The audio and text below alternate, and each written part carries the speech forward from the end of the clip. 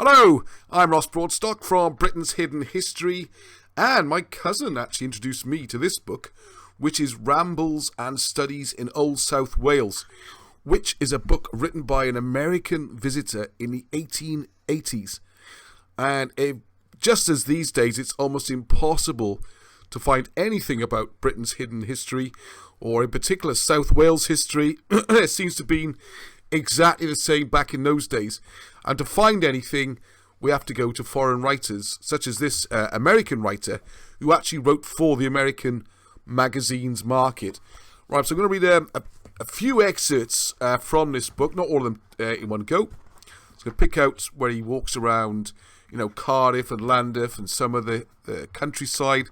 But what's fascinating about this book is he picks up on a lot of Welsh history, which today is considered legend stuff and nonsense, and just talks as normal parts of history.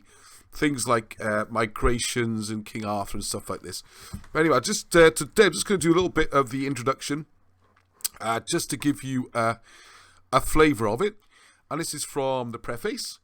So before the book properly starts.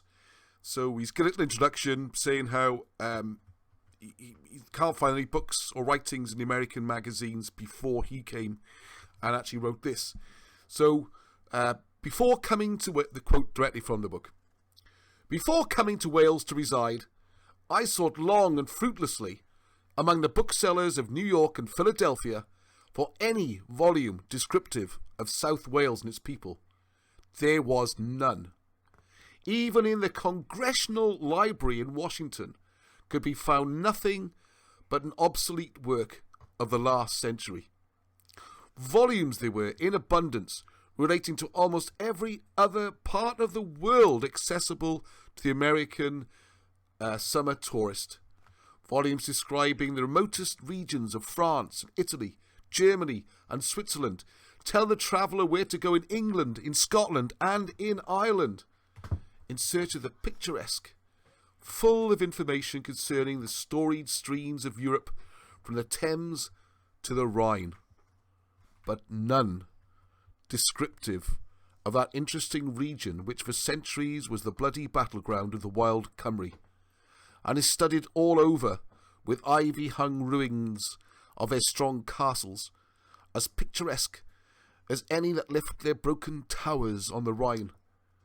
None illustrating the exquisite scenery and the weird romantic ground through which run the storied waters of the Usk and the Wye and the Severn and the Taff. Even in England, according to the best evidence I have been able to obtain, information regarding this portion of the Principality is hardly more generally diffused. North Wales is pretty well known, but South Wales is terra incognita to most Englishmen. To, quote, bury oneself in some remote village of South Wales, close quotes, appears to be a Londoner's strongest expression of complete isolation from the world. Yet, the most remote of these villages is nearer than Australia or the Society Islands. In point of fact, there is not a village mentioned in these pages which may not be reached within 10 hours from London, probably 4 hours today. And a very pleasant experience it would be to many a Londoner with a true love for rural beauty in his soul, were he to visit one or two of the towns and villages of Old South Wales for a summer ramble.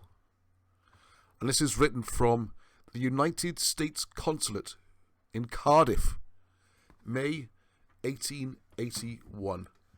And I say it's incredibly, I mentioned it in my live broadcast last Sunday, every 8 o'clock every Sunday evening. And it's one of the topics that was mentioned. And I read a little part from it. People enjoyed that.